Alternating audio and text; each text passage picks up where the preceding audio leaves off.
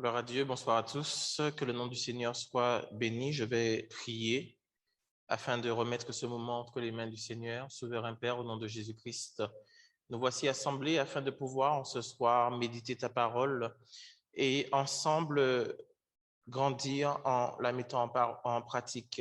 Merci Père de ce que par ton esprit tu nous diriges et tu nous donnes de pouvoir comprendre ta parole afin que nous puissions la pratiquer.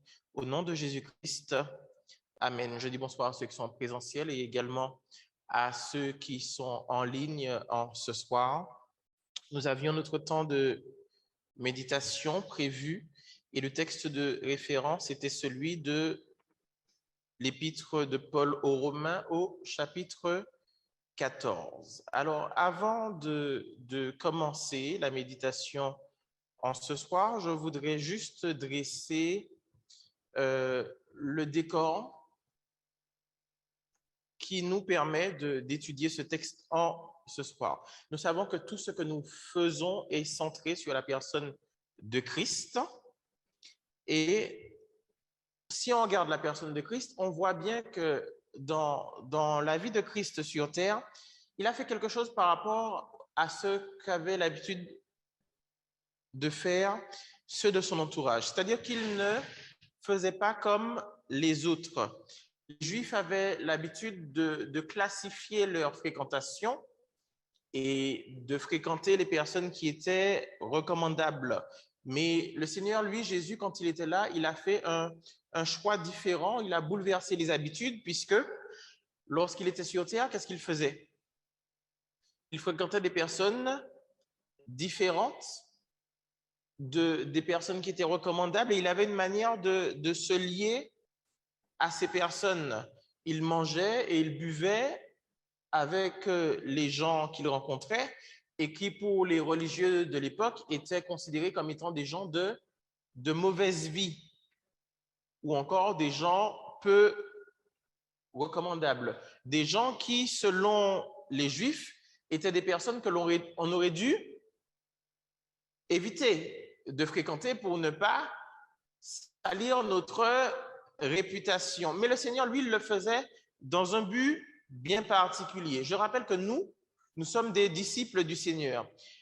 Il voulait que chacun, que tous soient exposés à son évangile. Pas seulement les religieux, pas seulement les nobles, mais il voulait que tous aient accès, soient exposés à l'évangile qu'il annonçait, qu'il prêchait. Donc, il allait vers tout le monde.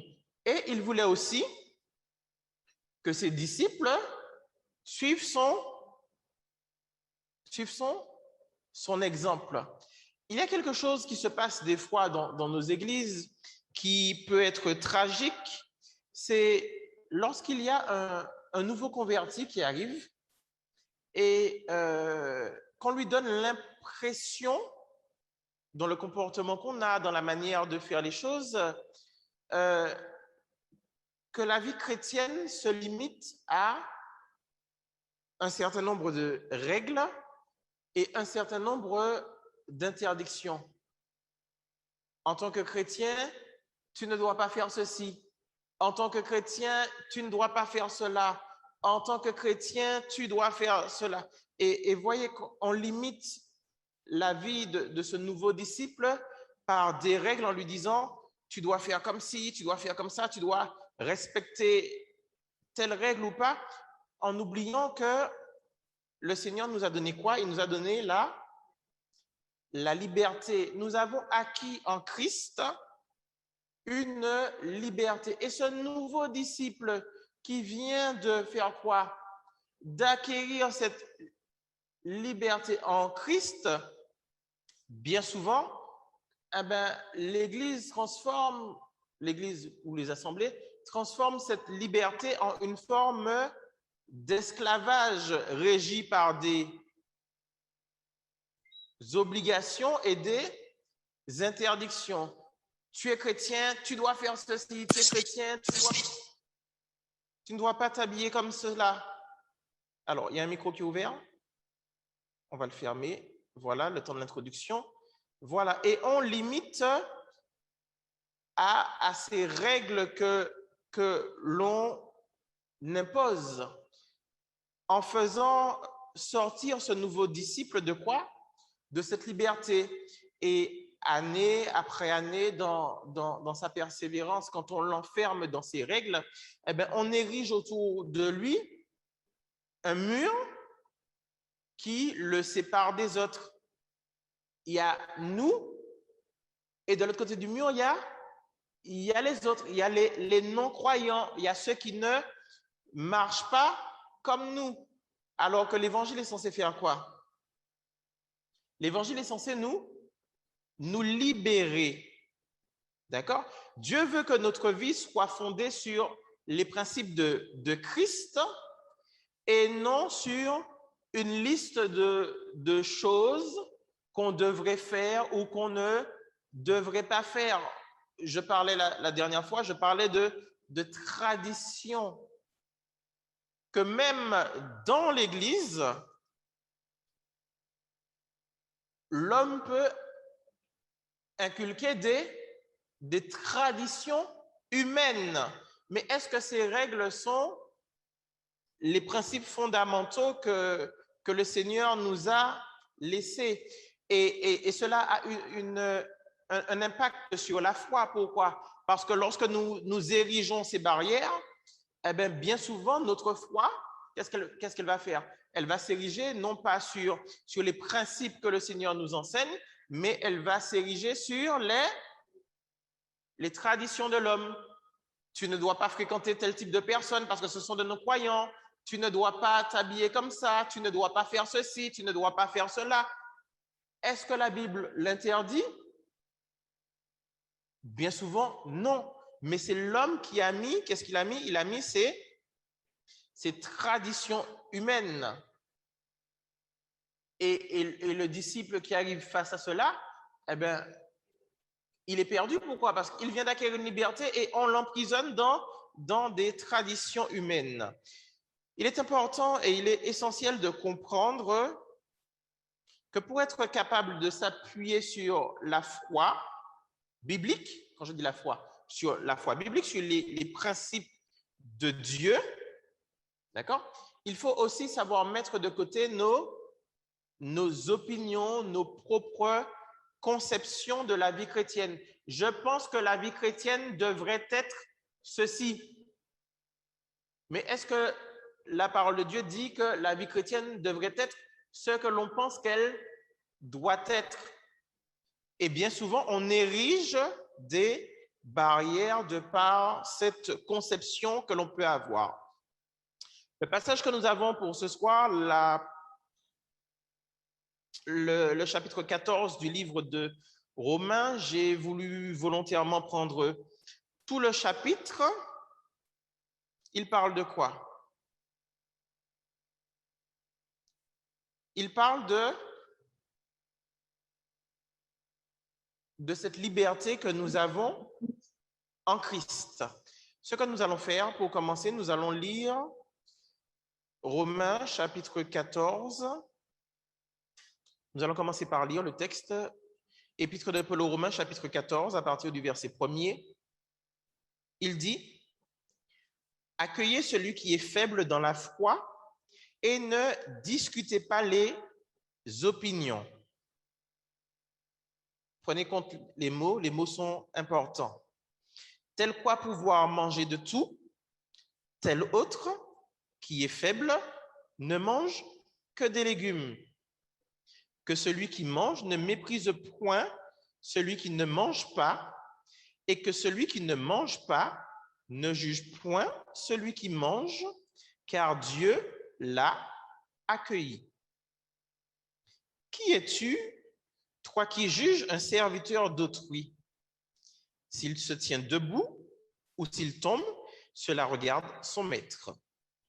Mais il se tiendra debout, car le Seigneur a le pouvoir de l'affermir. Tel fait une distinction entre les jours, tel autre les estime tous égaux. Que chacun ait en son esprit une pleine conviction. Je reprends. Que chacun ait en son esprit une pleine conviction. Celui qui distingue entre les jours agit ainsi pour le Seigneur. Celui qui mange, c'est pour le Seigneur qu'il mange, car il rend grâce à Dieu.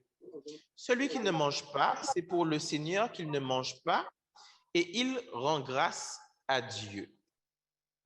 En effet, nul de nous ne vit pour lui-même et nul ne meurt pour lui-même. Car si nous vivons pour le Seigneur, et si nous mourons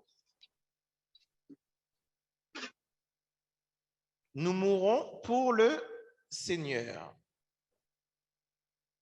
Soit donc, si nous vivons, soit que nous mourions, nous sommes au Seigneur. Car Christ est mort et il est revenu à la vie afin de dominer sur les morts et sur les vivants. Mais toi, pourquoi juges-tu ton frère?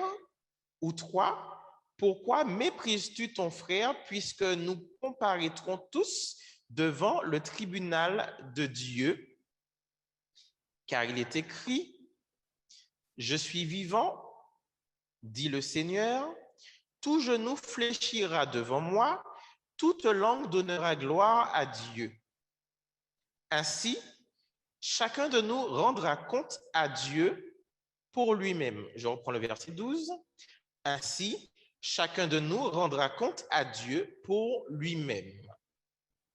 Ne jugeons donc plus les uns les autres, mais pensez plutôt à ne rien faire qui soit pour votre frère une pierre d'achoppement ou une occasion de chute.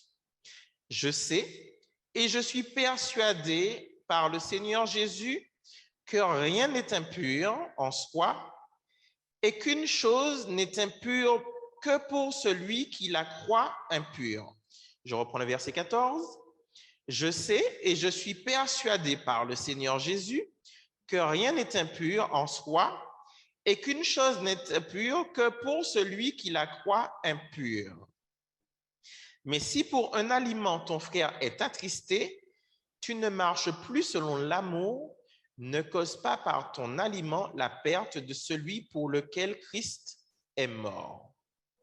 Que votre privilège ne soit pas un sujet de calomnie, car le royaume de Dieu, ce n'est pas le manger et le boire, mais la justice, la paix et la joie par le Saint-Esprit.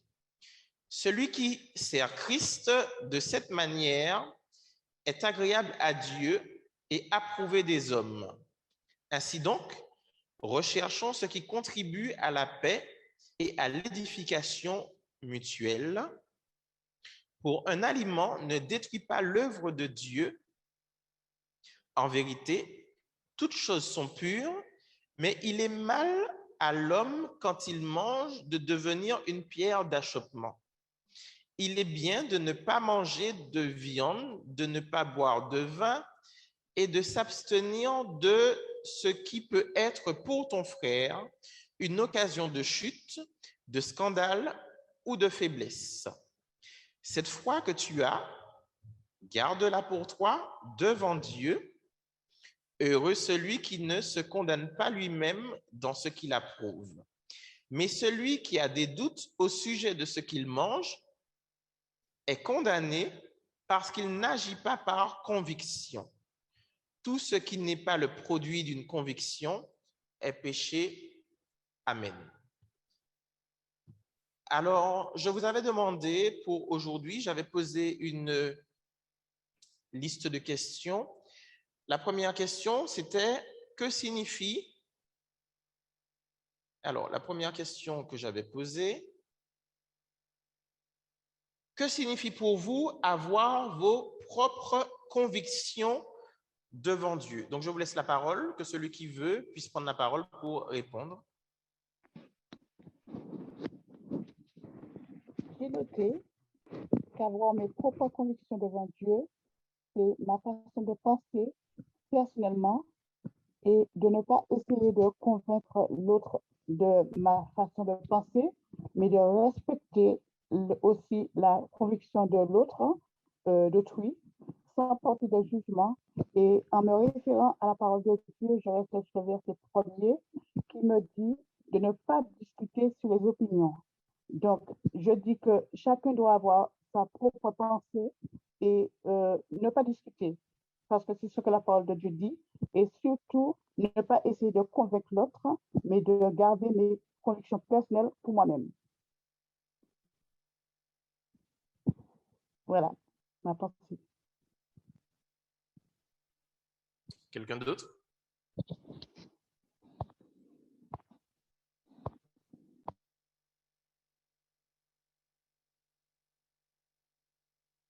Alors, la première question que j'avais posée, c'est que signifie pour vous avoir vos propres convictions devant Dieu?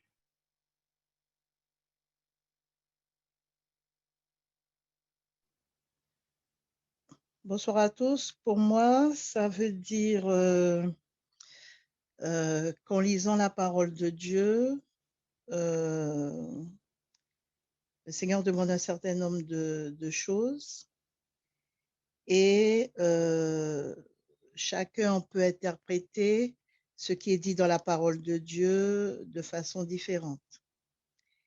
Et donc, avoir ses propres convictions devant Dieu, c'est-à-dire que moi, si la parole de Dieu dit quelque chose, je peux le prendre dans le premier sens, en fait, dans le sens primaire, et que je sois convaincue, je suis convaincue que c'est dans ce sens-là qu'il faut le prendre.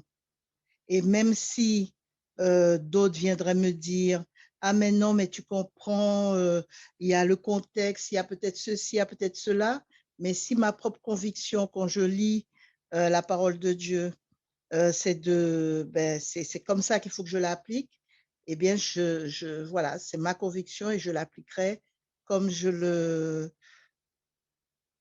sens. Et je pense que Dieu est assez grand si jamais ma conviction n'est pas bonne pour, par son Saint-Esprit, pour me convaincre différemment. Voilà pour moi.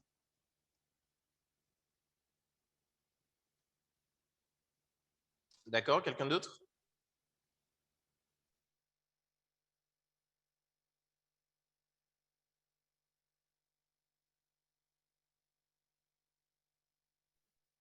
On va passer à la seconde question. Donc, la deuxième question, selon vous, que veut dire juger quelqu'un ou avoir du mépris pour quelqu'un? Je vous laisse répondre.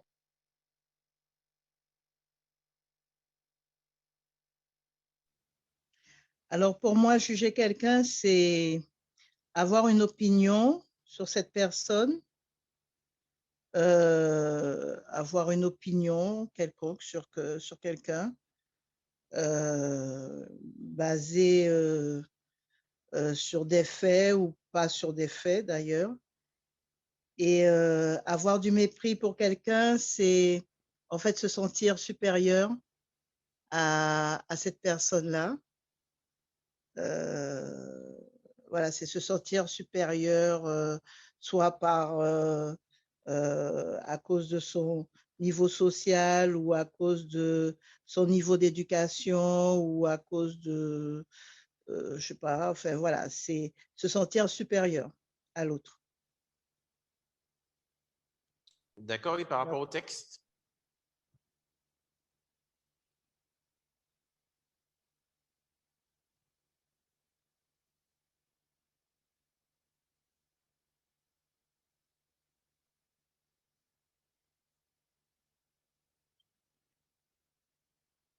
Il y a d'autres réponses?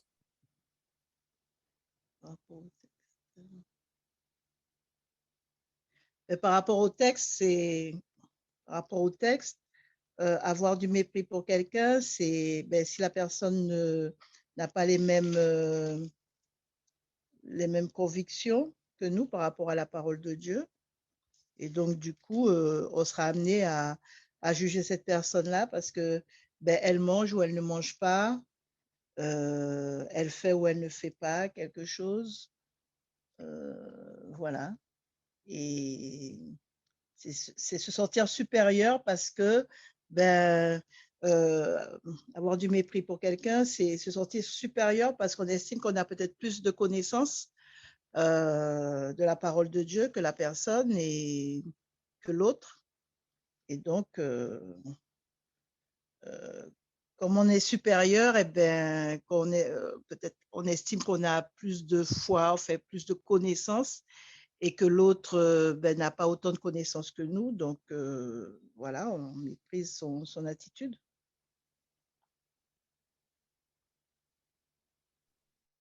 D'accord, je reprends le verset 10. Mais pourquoi juges-tu ton frère? Ou toi, pourquoi méprises-tu ton frère? Puisque nous comparaîtrons tous devant le tribunal de Dieu. Il y a un autre avis et une autre réponse?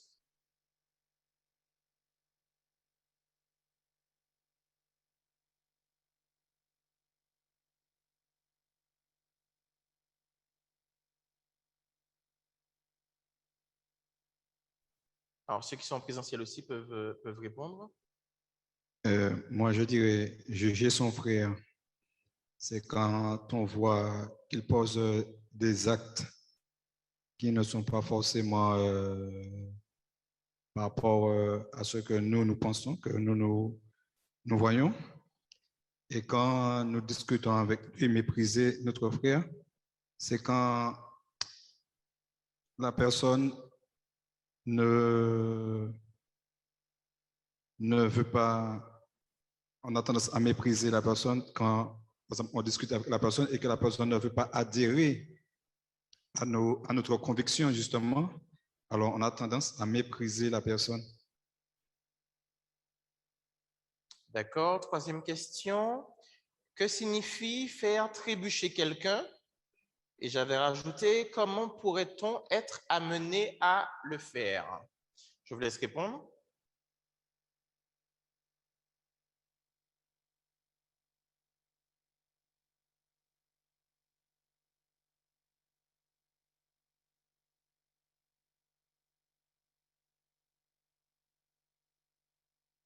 Alors, il y a moins de réponses que d'habitude. Cette étude était plus difficile que les autres?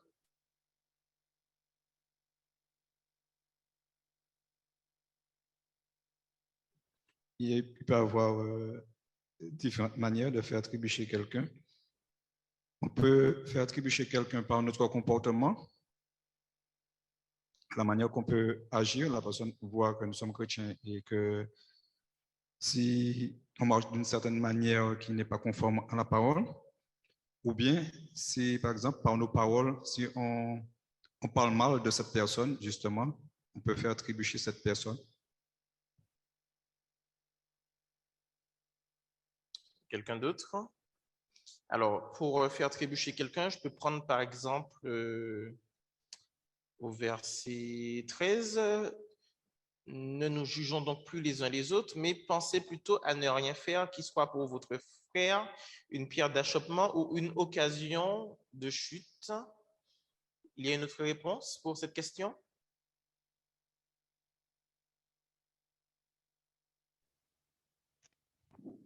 Oui, moi, je suis d'accord avec ce que le frère Jean-Marc a dit. C'est par notre comportement, c'est-à-dire que si je prends un exemple, si quelqu'un ne mange pas de porc,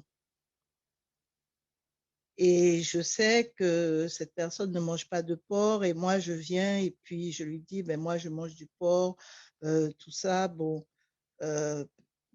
ça peut remettre en cause sa conviction et le faire ben, changer.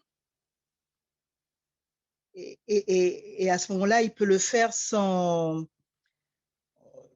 Il a sa conviction, mais comme il voit que je le fais, il se dit, bon, ben, je ne vois pas pourquoi moi je ne le ferai pas.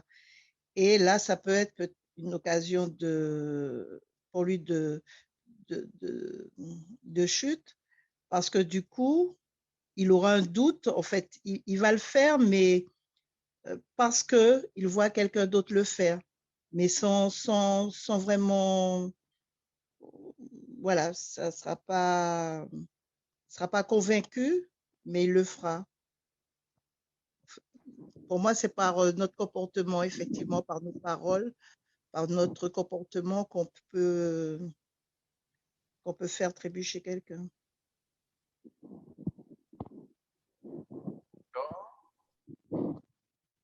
Alors, et quatrième question que j'avais mis, que veut dire être fort dans la foi ou encore être faible dans la foi?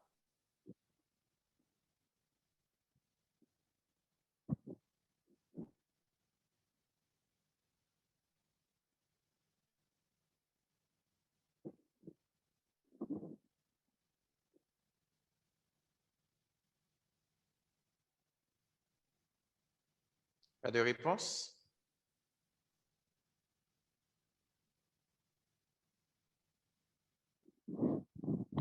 Ah,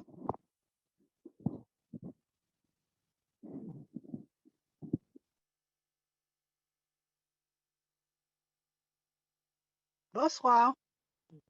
Bonsoir, on t'écoute. Alors, je disais, quand, par exemple, on est jeune baptisé, on n'a pas beaucoup de connaissances. Donc, si on ne se nourrit pas de la parole de Dieu, on est faible. Et si on est fort, c'est parce que on est toujours dedans et on se nourrit de la parole pour être plus fort. Et comme ça, on va de l'avant avec Jésus-Christ. D'accord. Une autre réponse?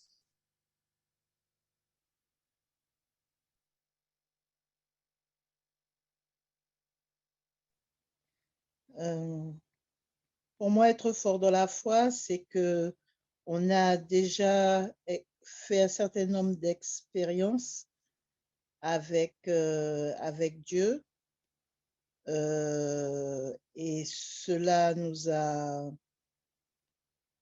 confortés donc sur la puissance de Dieu. Et être faible, ben, c'est le contraire, c'est-à-dire que on a une foi, mais au moindre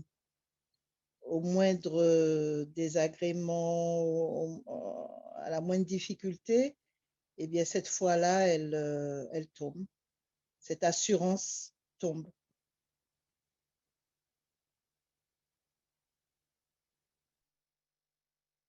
Pour moi, être fort dans la foi, c'est celui qui arrive à mettre en pratique la parole de Dieu, qui marche selon la parole de Dieu et qui,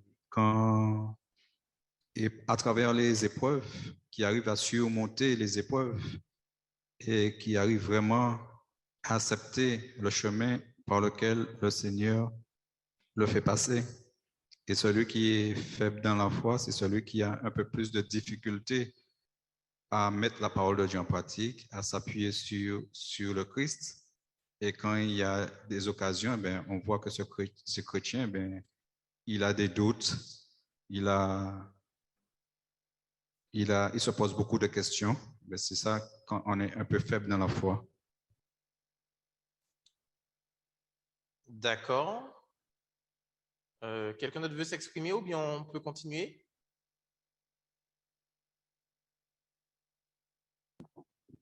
Juste rajouter que celui qui est fort dans la foi peut aussi aider celui qui est faible, toujours par le comportement, sans juger, le ramener avec douceur, avec paix et avec la parole de Dieu, en respectant ses choix et ses convictions.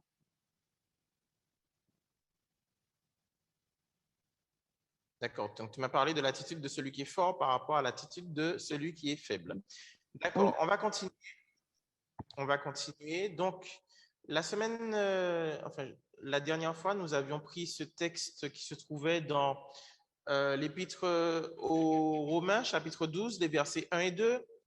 Ce passage, Épître aux Romains, chapitre 12, versets 1 et 2, qui dit: Je vous exhorte donc, frères, par les compassions de Dieu, à offrir vos corps comme un sacrifice vivant, saint, agréable à Dieu, ce qui sera de votre part un culte raisonnable.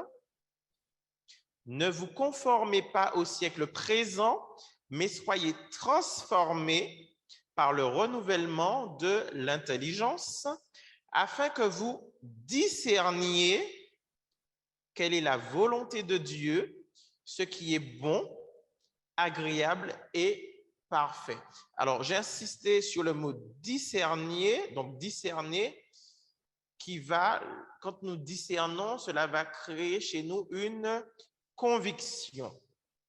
C'est juste la petite parenthèse que je fais au début et je reviens sur notre texte de base de ce soir, épître de Paul aux Romains, chapitre 14. Donc, lorsque nous avons vu effectivement ces deux premiers versets du chapitre 12, ces versets faisaient quoi? Nous encourageaient à être transformés par le renouvellement de notre intelligence.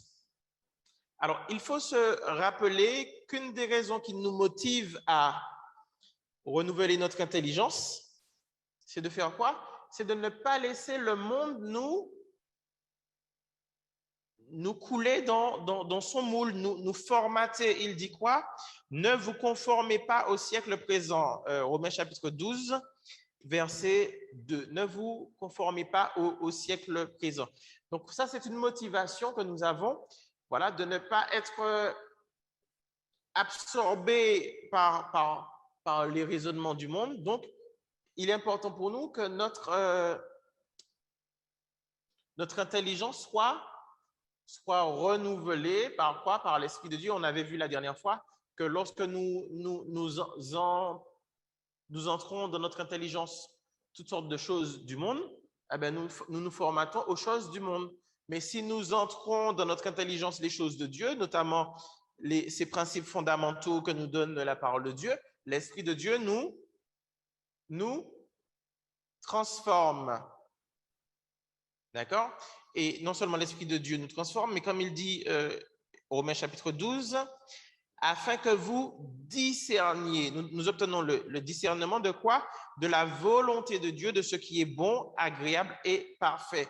Celui qui est transformé a le discernement. Il a lui-même le discernement. Il a la capacité de discerner lui-même quelle est la volonté de Dieu. Alors, et là, donc, voilà, donc ce point est de savoir que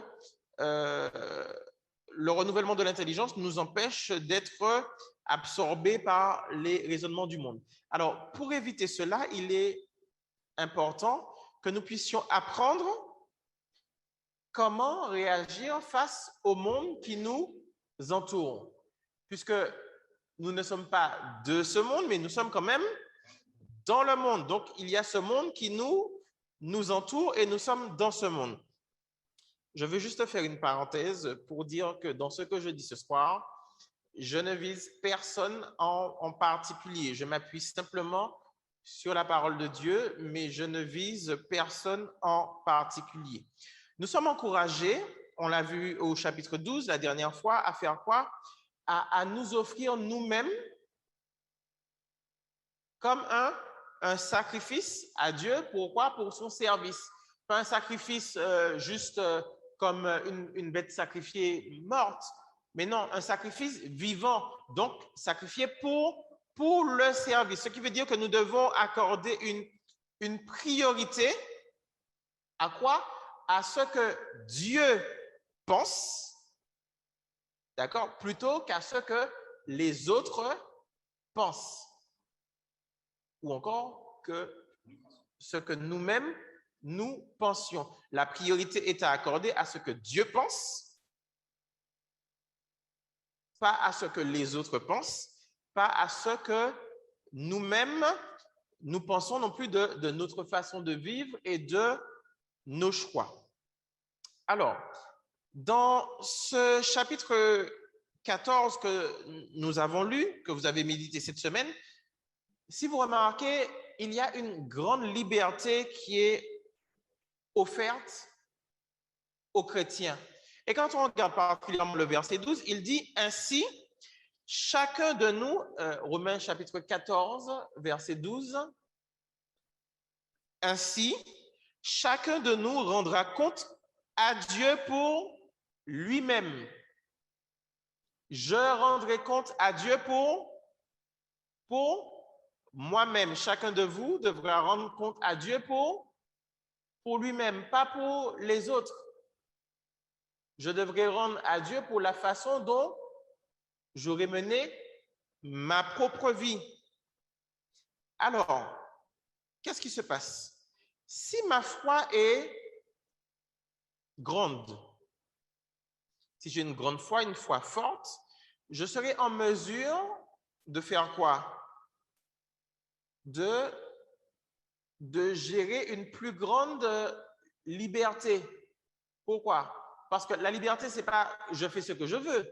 Nous sommes un sacrifice vivant pour le service de Dieu. C'est-à-dire que j'ai ma liberté, mais selon les règles de ce que Dieu me demande de faire, selon les règles que Dieu a établies pour moi. Donc, plus ma foi, ou là, je vais employer un autre mot, plus ma connaissance, voilà, on va employer plutôt le mot connaissance, plus ma connaissance est grande dans les choses de Dieu, plus je serai apte à gérer d'une autre manière, avec plus d'ouverture, tous ces choix que Dieu me donne dans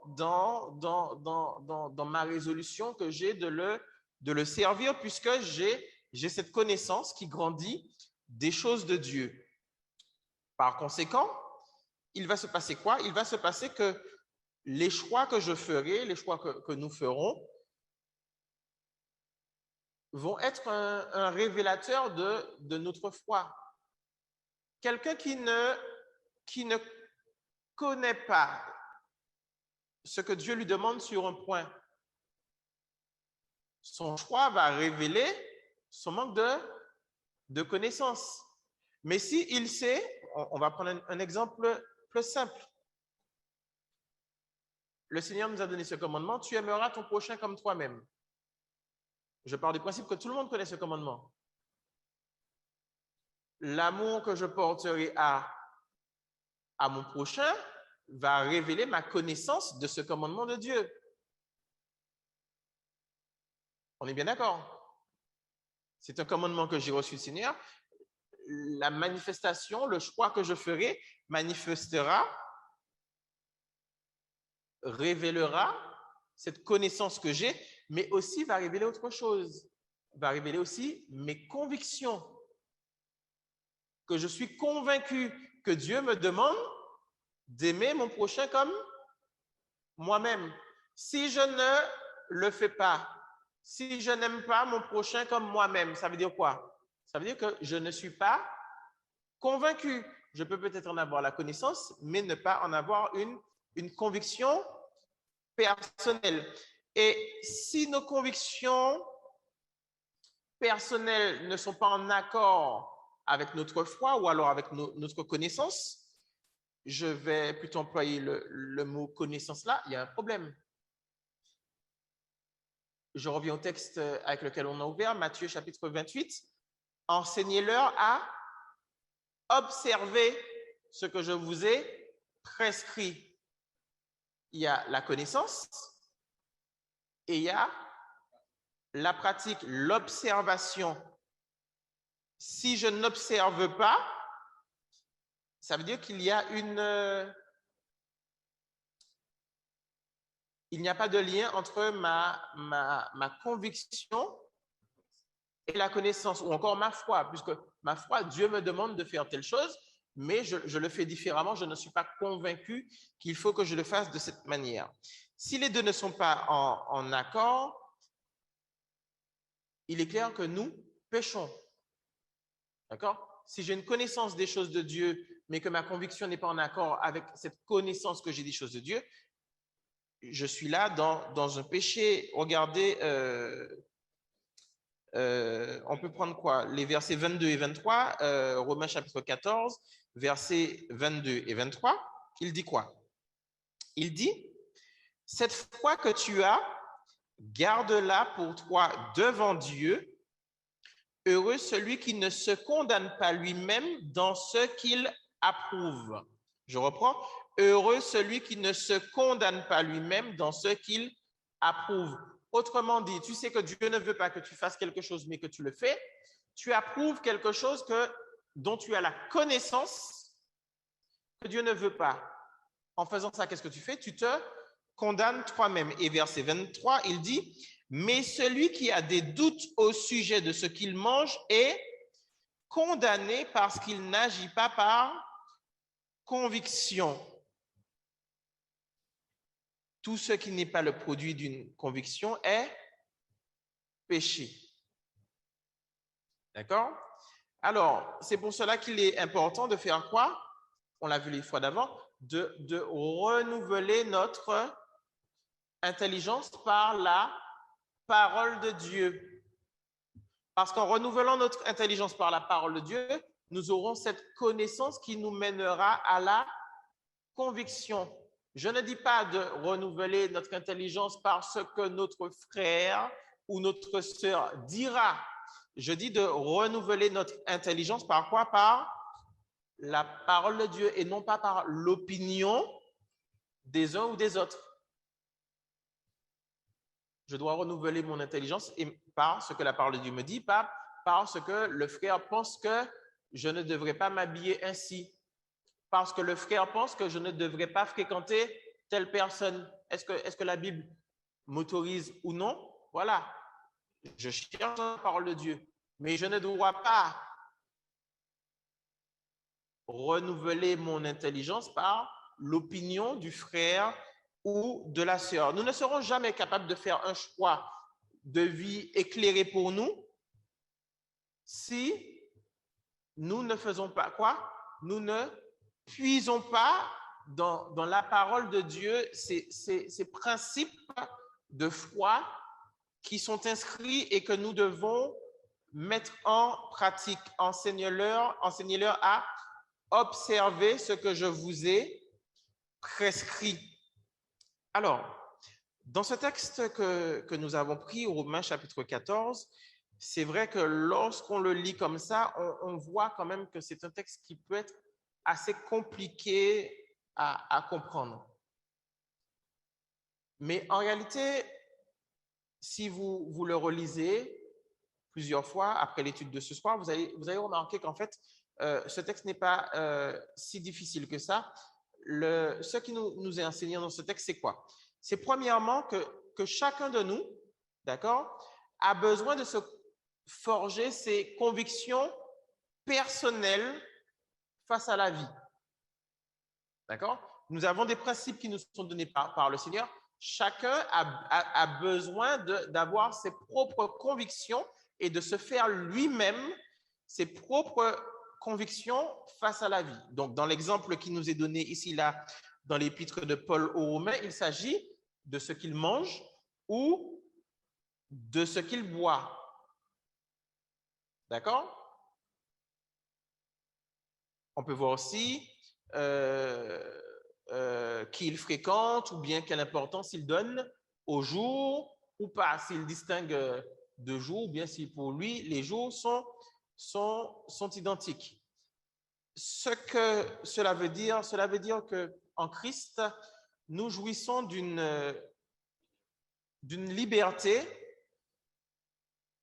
et cette liberté, eh bien, elle est considérable au choix de vie que nous-mêmes nous adoptons pour nous-mêmes. Ça veut dire que nous ne devons pas juger les autres selon nos convictions personnelles.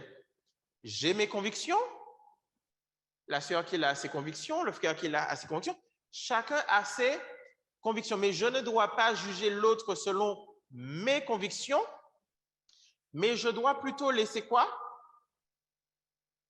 Je dois laisser l'autre vivre devant Dieu selon ce qu'il considère être juste. Attention, ça ne veut pas dire qu'on doit laisser son frère vivre de n'importe quelle manière, mais il y a quand même des choses qui sont justes selon la parole de Dieu, pas selon mes opinions, mais selon la parole de Dieu. Ce texte nous dit autre chose. Il nous dit que nous ne devons pas exposer ceux qui sont faibles dans la foi à des situations qui troubleraient leur conscience. D'accord? Il dit au verset 13, par exemple,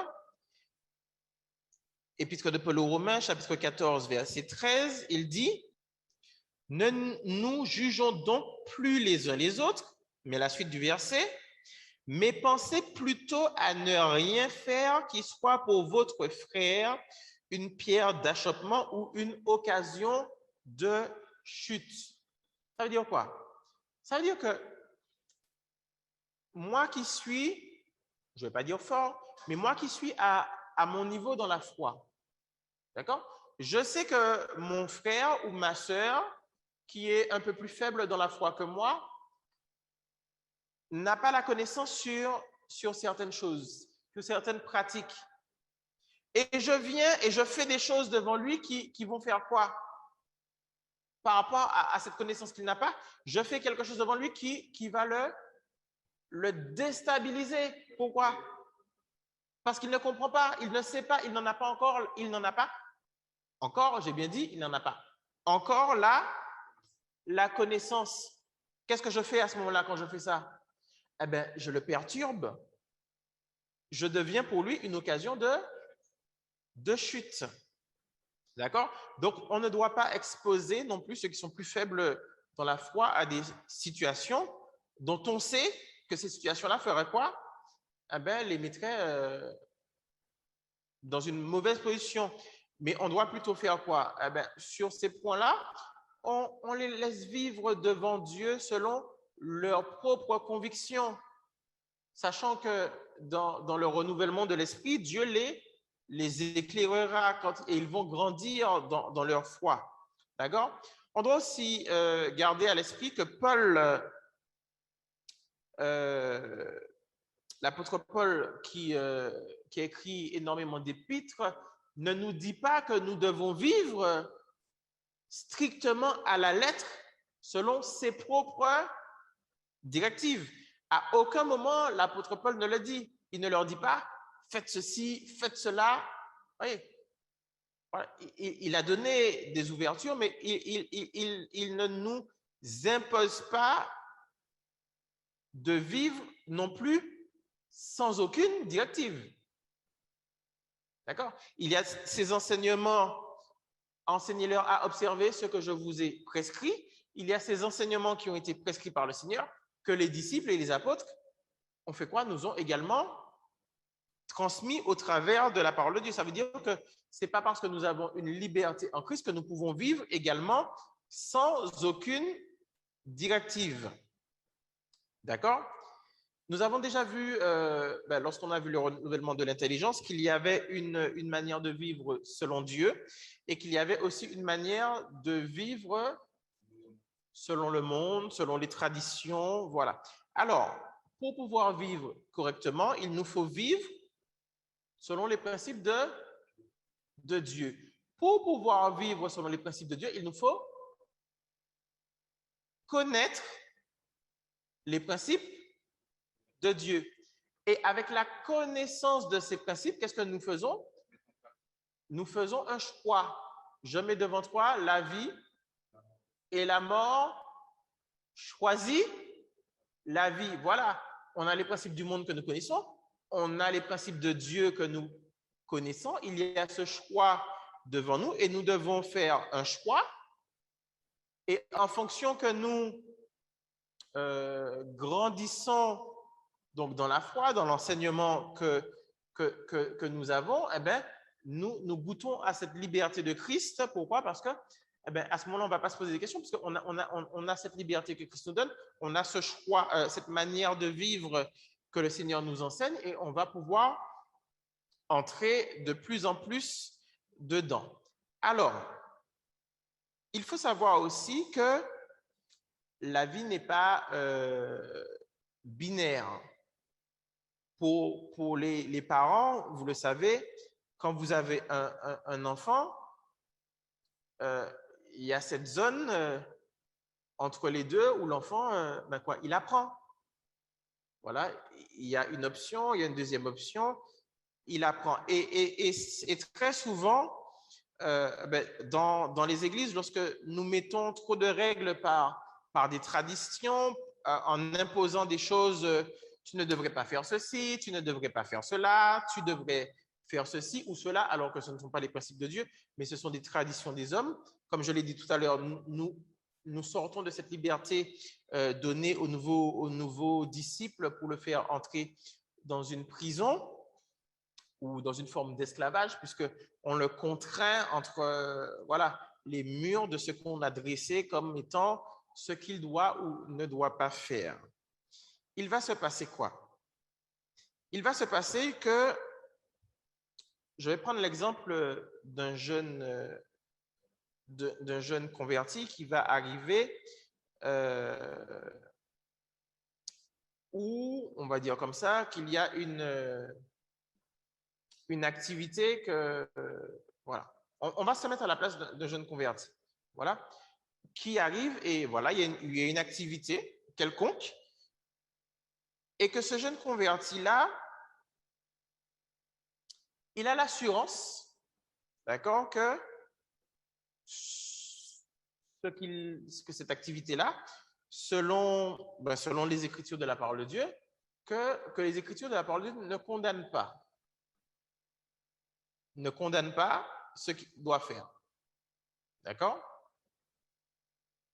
Il a l'assurance que la chose qu'il fait, c'est une chose de bien et que, selon ses convictions, donc selon la parole de Dieu, selon ce qu'il a lu, que les Écritures ne condamnent pas ce qu'il doit faire. Et voilà que quelqu'un vient et commence à lui dire, avec un œil désapprobateur, ah non, tu ne devrais pas faire ceci. Voilà. Qu'est-ce que ça crée? D'accord? Alors là, je vais vous donner la parole. Mettez-vous à la place d'un jeune converti, un jeune croyant, qui, selon ses convictions, selon ce qu'il a lu de la parole de Dieu, pense que la chose qu'il veut faire, volontairement, je dis une chose, voilà, sans fixer quoi que ce soit, n'est pas contraire à ce que la parole de Dieu enseigne. Et que quelqu'un d'autre vient et lui dit, ah non, tu ne devrais pas faire ceci. En tant qu'enfant de Dieu, tu ne devrais pas faire ceci. Mettez-vous à la place du jeune converti et dites-moi, qu'est-ce que cela vous fait? Je vous laisse la parole un instant.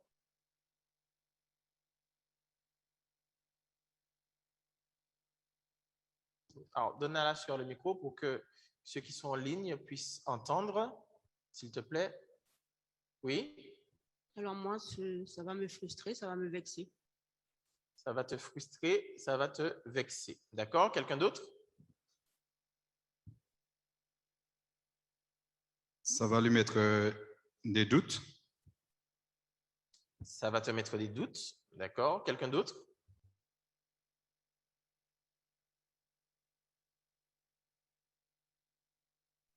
Alors, ceux qui sont en ligne, vous pouvez parler aussi.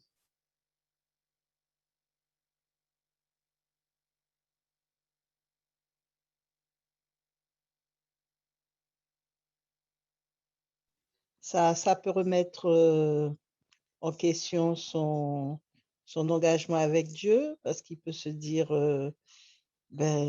si je savais, voilà, si je savais, je ne me serais pas fait baptiser. Il peut se dire,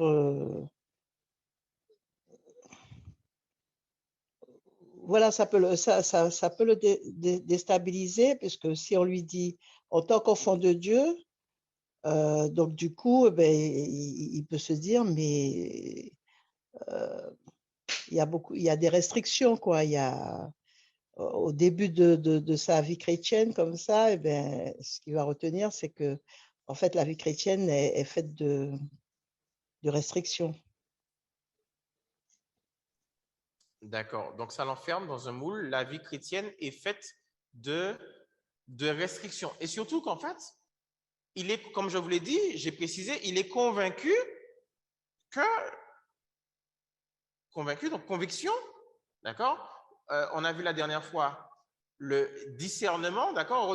Quand nous sommes renouvelés par l'Esprit, on a le discernement. Il est convaincu que la Bible ne désapprouve pas en attendant l'activité qu'il a l'intention de faire. Alors, il y a une attitude à avoir face à cela.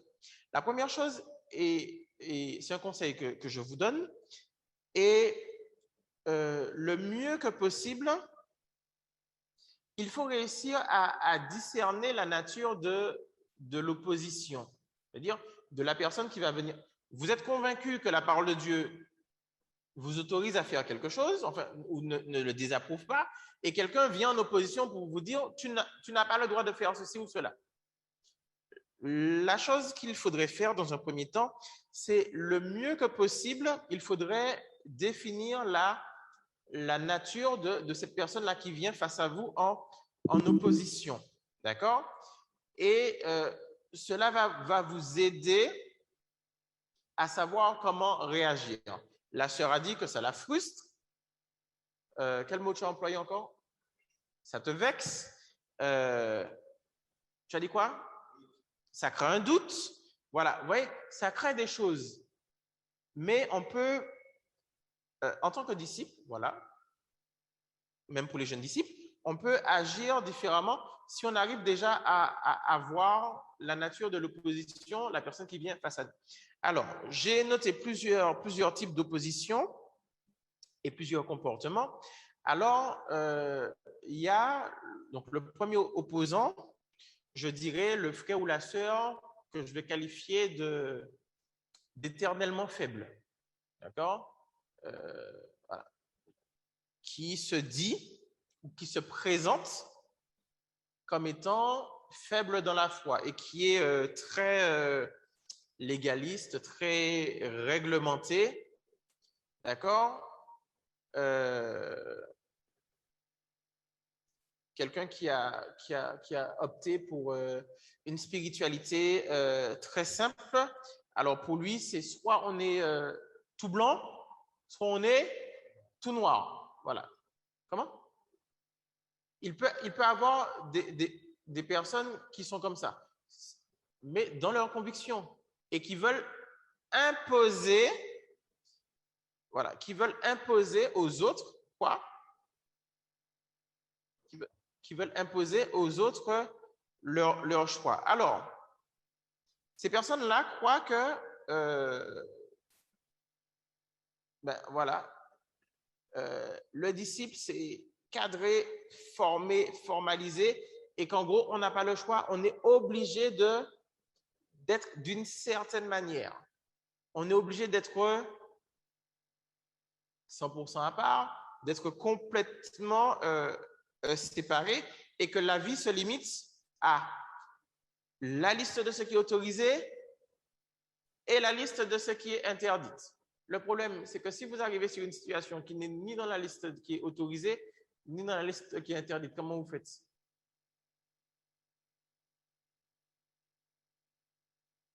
Vous êtes perdu. L'autre problème de cette catégorie de personnes, c'est qu'elles pensent que parce qu'elles voient les choses d'une manière,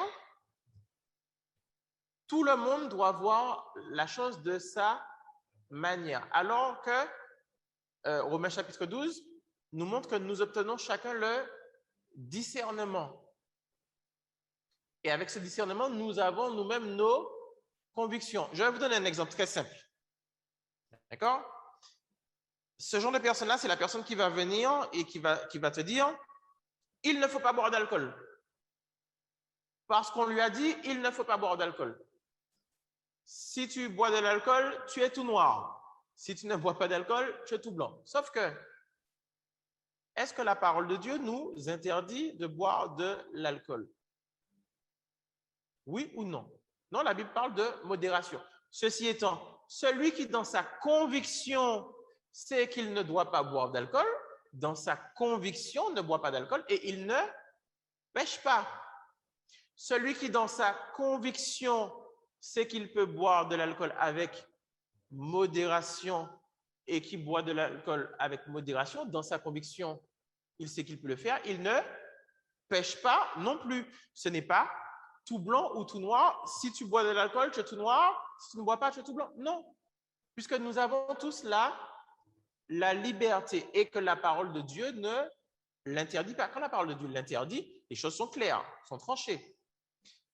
Il y a ce point-là. Et donc le dernier point concernant ces chrétiens que j'appelle les éternellement faibles, c'est que ce sont des gens qui se présentent comme étant, alors je les appelle les éternellement faibles, mais ils se présentent comme des gens qui sont forts spirituellement, qui sont mûrs, ils sont saints, on est différents, je suis l'exemple à suivre, fais comme moi, abandonne ceci, abandonne cela. Mais en réalité, ils sont faibles dans la foi. Pourquoi? Parce que lorsque Christ nous donne une liberté, qu'est-ce qu'ils veulent faire? Ils veulent nous emprisonner dans des règles. D'accord? Eh bien, qu'est-ce qui se passe? La plupart du temps,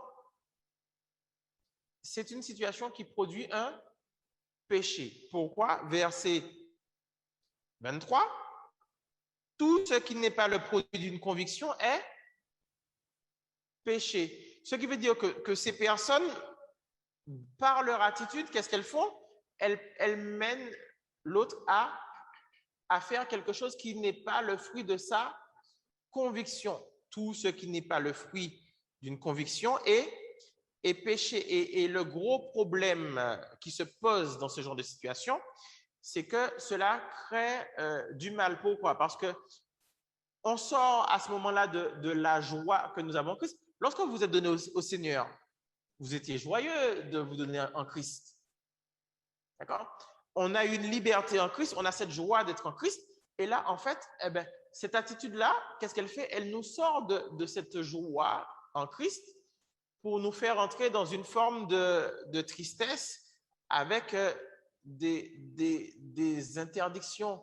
Je n'ai pas le droit, je ne dois pas, je ne machin. Et en fait, on sort de cette liberté pour être soumis à des interdictions. Quel comportement manifester vis-à-vis de ces personnes? Eh bien, simplement les aimer. D'accord? Et se rappeler, et ça c'est très important, se rappeler que tout ce qui n'est pas le fruit d'une conviction est péché. Le texte de Romains, on va lire le premier verset et le dernier verset, vous allez comprendre. Romains chapitre 14, verset 1 et Romains chapitre 14, verset 23. Le premier verset dit « Accueillez celui qui est faible dans la foi et ne discutez pas les opinions. » D'accord? Ça veut dire qu'il ne sert à rien d'aller vous étendre avec ces personnes-là sur son opinion. Parce que lorsque la personne vient vous dire « Tu n'as pas le droit de faire ça », c'est quoi? C'est son opinion. Si la personne vous montre, voilà, voici ce que la parole de Dieu te dit. À ce moment-là, qu'est-ce qu'elle fait? Elle vous enseigne dans la foi et vous grandissez dans la foi. Vous avez vu la différence? Mais si la personne vient devant vous et vous dit « Tu n'as pas le droit de faire ça », quand elle dit « Tu n'as pas le droit de faire ça », qu'est-ce qu'elle fait? Elle transmet son opinion.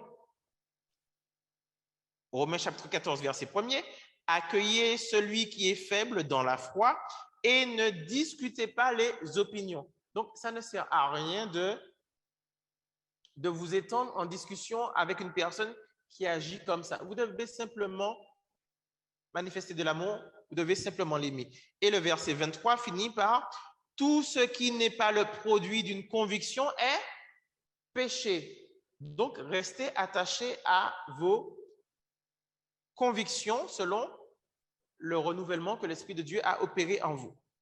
La deuxième catégorie de personnes, c'est ceux que je dis qui sont véritablement faibles dans la foi. D'accord? Ce sont des gens qui sont encore, donc je dis encore, pourquoi? Parce qu'il va y avoir une évolution. Ce sont des gens qui sont encore au stade de l'enfance spirituelle, d'accord? Et qui, eh bien, par manque de connaissances, sont susceptibles de trébucher lorsqu'ils arrivent sur un terrain où il peut y avoir pour eux de l'incertitude. Alors, ça peut être qui? Ben, ça peut être nos enfants dans l'église, ça peut être nos jeunes, ça peut être également les nouveaux convertis qui ont besoin d'une attention particulière. Ce que je pense, et là je donne un avis personnel, d'accord? Ce que je pense, c'est que l'Église, dans son ensemble, encore une fois, je ne vise personne, a passé trop de temps à vouloir protéger ceux qui sont faibles dans la foi plutôt qu'à les enseigner. Vous voyez? Le comportement à manifester est de les enseigner. Parce que lorsque tu veux protéger quelqu'un et tu lui dis, tu ne devrais pas faire ça. Tu lui dis ça pourquoi? Tu peux le lui dire pour le protéger. Mais est-ce qu'il sera convaincu?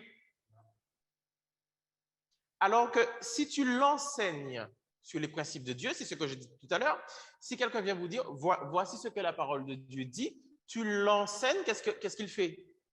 Il grandit dans sa foi ou encore dans sa connaissance. Je pense qu'il est, et je le redis encore une fois, c'est un avis personnel, je pense qu'il est préférable, plutôt que de chercher à protéger celui qui est faible dans la foi, il est préférable de chercher à l'enseigner. Pourquoi? Parce que cette étape va lui permettre d'acquérir une maturité spirituelle et en l'enseignant, qu'est-ce qu'il va se faire?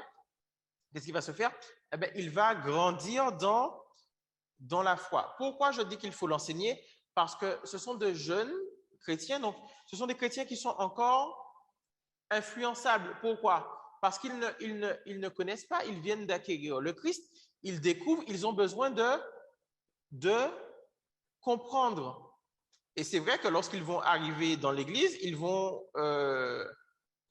retrouver plusieurs types de chrétiens différents. Tout le monde n'a pas le même niveau de foi.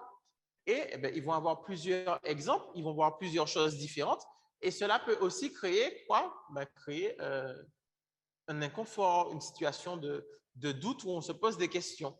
Donc, face à cette catégorie, ceux qui sont véritablement faibles, donc les nouveaux convertis en particulier, ce qu'il convient de faire, c'est de les enseigner. D'accord? Pourquoi? Parce que cela va les aider à grandir, parce qu'ils vont obtenir le discernement et ensuite les convictions plutôt qu'être sans conviction, parce qu'on va leur dire tu ne devrais pas faire cela. D'accord? Il y a un troisième type de personnes, ce sont les chrétiens, les frères et sœurs qui sont, on va dire, qui sont mûrs spirituellement, mais qui choisissent volontairement de ne pas participer à une action. Pourquoi? Parce que oui, le Seigneur leur a donné une liberté, d'accord? Mais eux-mêmes prennent la décision de se dire que, comment formuler ça? Ce n'est pas parce que j'ai la liberté que je suis obligé de faire quelque chose. Je vais le redire différemment. Je prends l'exemple de quelqu'un qui décide de ne pas boire d'alcool. On va prendre cet exemple-là. Ce n'est pas parce que la Bible n'interdit pas de boire de l'alcool que je suis obligé de boire de l'alcool. Ça, ce sont des chrétiens prudents, d'accord, qui manifestent leur sagesse en harmonie avec leur conviction, d'accord? Pour ces chrétiens-là, à partir du moment où ils n'imposent pas leur conviction aux autres, il n'y a rien à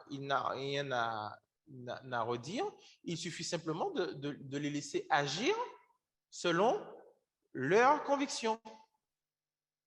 S'il ne veut pas faire, même s'il a la liberté de le faire, mais que c'est sa sagesse, c'est aussi sa liberté. Nous devons accepter la liberté de l'autre et le laisser faire selon sa conviction, même si il n'y a aucune interdiction.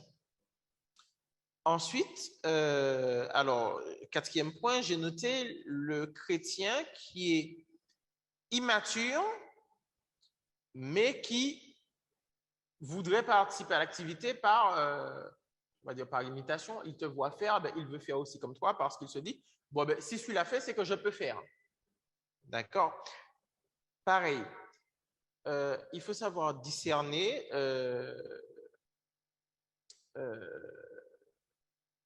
le niveau de foi de chacun pour aussi lui expliquer. Parce qu'il ne faut pas qu'il le fasse comme étant une tradition. Il faut qu'il puisse faire quoi?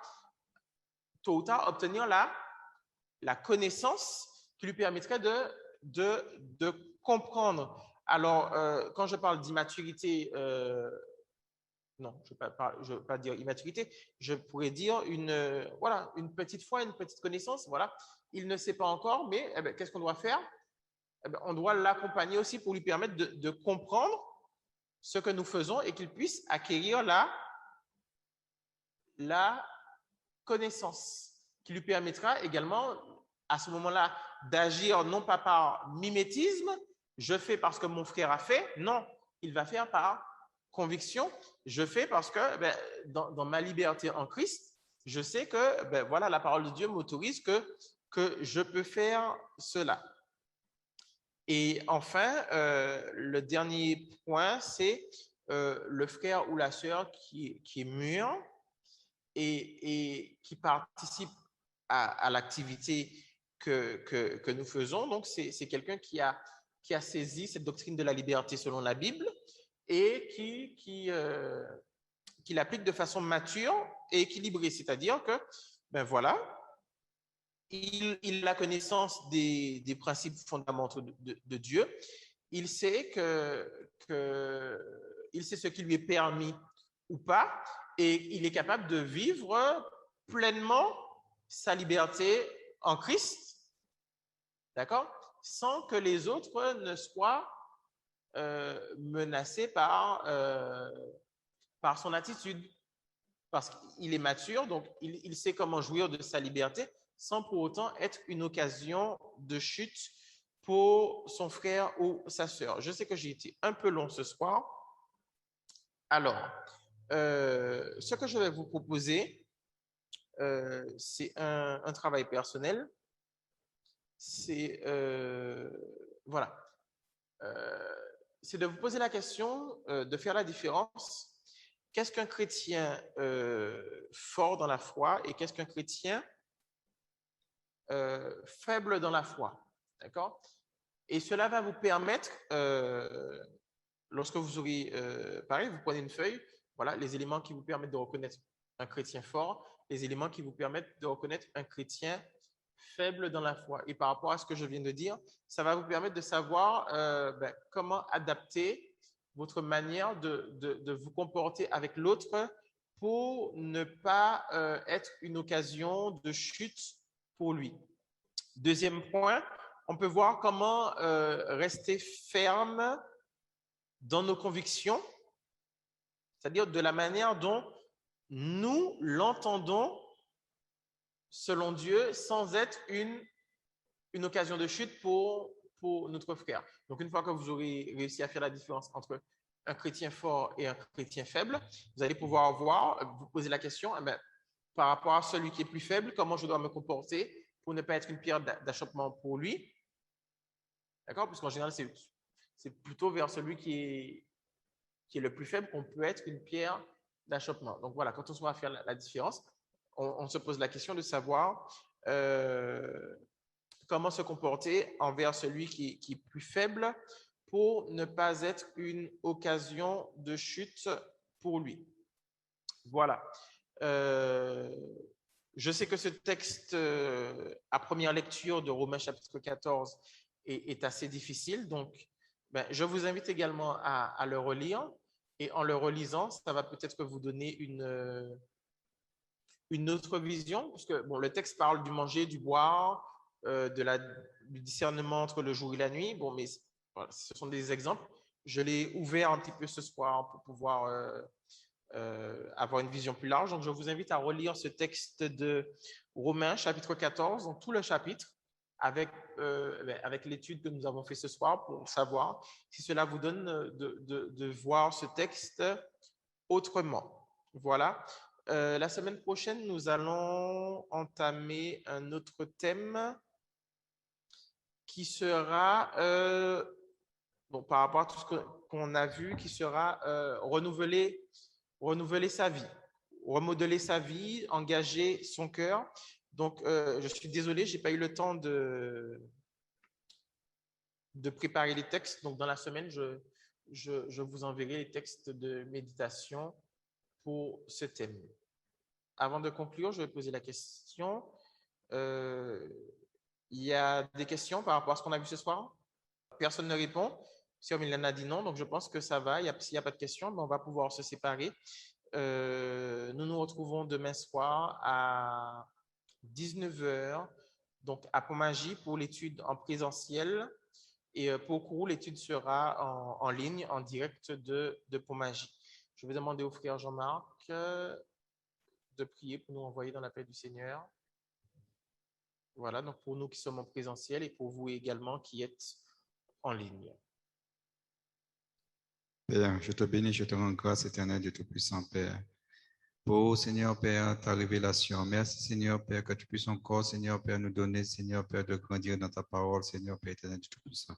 Que tu puisses encore nous aider, Seigneur Père, à méditer ta parole, Père éternel Dieu Tout-Puissant, Père, afin que nous puissions grandir, afin que nous puissions, Seigneur Père, marcher par conviction, Seigneur Père éternel Dieu Tout-Puissant, Père.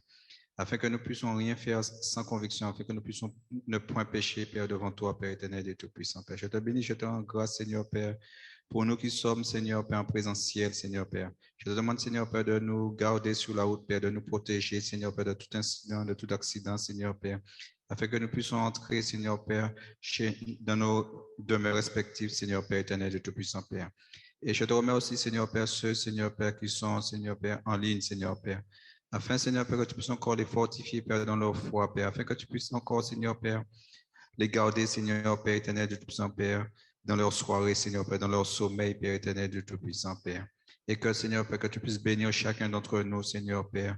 Et que, Seigneur Père, notre journée, Père, de demain soit une journée, Père, bénie. Au nom de Jésus, je t'ai prié. Amen. Amen. Que le Seigneur vous bénisse. Bonne soirée à tous.